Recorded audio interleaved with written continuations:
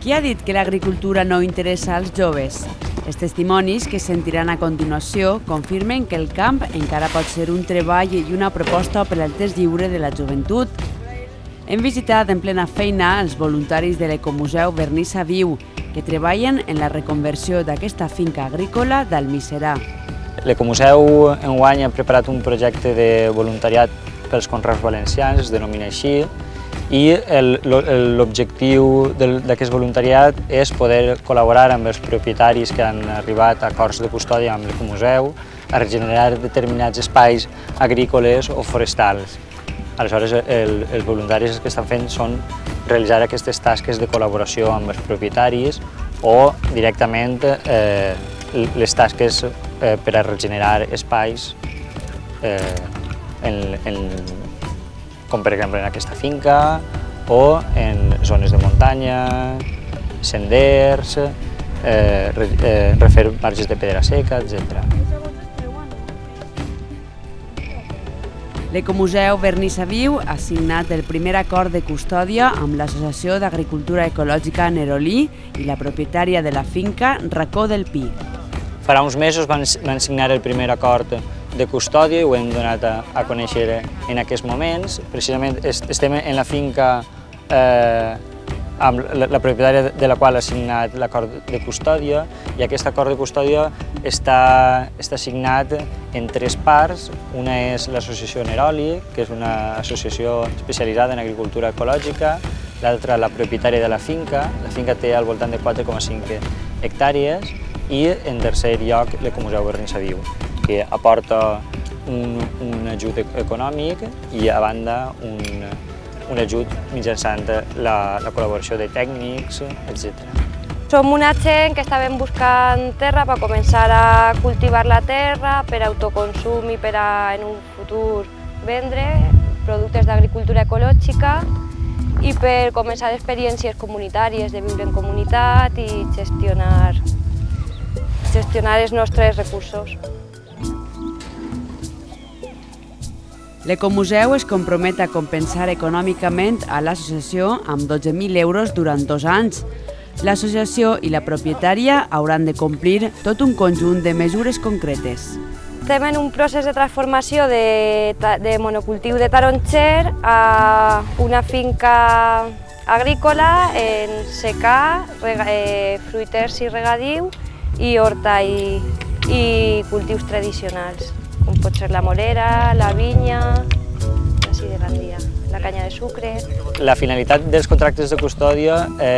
són poder reconvertir espais degradats en espais que puguen ser reutilitzats o que puguen tindre nous usos socials, i per tant aquesta finca que ja no es conreava o havia estat abandonada, en aquests moments està sent transformada o estem posant-la d'alguna manera en valor, revaloritzant-la de nou,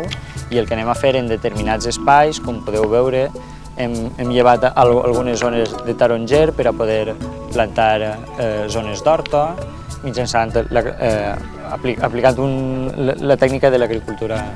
ecològica. El que també ens interessa fer és, al llarg de la finca, sobretot a la part alta, que estan els bancals de secà, després els bancals de regadiu i l'horta, i determinats cultius que replantarem, és poder presentar un itinerari dels conreus al llarg de la història. Que la gent puga passejar i que puga fer un passeig per la història d'aixòs conreus. Tant l'associació Nerolí com la propietària de la finca agrícola s'han compromès a realitzar la reconversió d'aquest terreny en una finca d'agricultura ecològica i alhora crear en ella l'itinerari per la història dels conreus del País Valencià. Així es podran realitzar visites guiades a la finca. El més interessant és reconnectar la gent, sobretot la gent jove i la gent que ja no viu tan apegada a la terra, a aquests cultius que han conreat els seus avantpassats i que inclús els seus pares o que quan ells eren menuts encara conreaven, i d'alguna manera és també estretir lligams entre els mateixos habitants i el seu propi territori. Ells mateixos s'ho gestionen, nosaltres simplement el que hem fet és ajudar-los una miqueta crear una ferramenta però per a que la gent continuï gestionant el seu propi patrimoni. En este voluntariat, quan començarem, estiguem fent en un bancal de secà que estava totalment ple de brossa, l'hem anat netejant, respectant varietats autòctones, llevant brossa, fent forats per a plantar oliveres, garroferes, amelers, pinya, i fent un margener de pedra perquè no s'escorrega la terra i cobrint una tuberia de rec en pedres perquè no s'estropegi del sol.